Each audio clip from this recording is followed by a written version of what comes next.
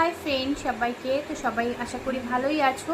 তো আজকে দেখেছো সারাদিনে আমি একটাও শর্ট ভিডিও দিতে পারিনি, বুঝতেই পারছো যে সকাল থেকে এতটাই চাপে থাকি, তারপরে আর ইচ্ছা করে না ফোনটা নিয়ে শর্ট ভিডিও করার। কিন্তু চেষ্টা করছি কালকে থেকে আবার আগের মতো আমি ভিডিও দেবো। প্লিজ তোমরা পাশ থেকে সরে যেও না, অনেকটাই ভিউজ আমার কমে গেছে, মনটাও খুব খারাপ হয়ে গেছে। হ্যাঁ, এটা মানছি যে এটা একমাত্র আমার জন্যই হয়েছে, এর জন্য আমিই দায়ী।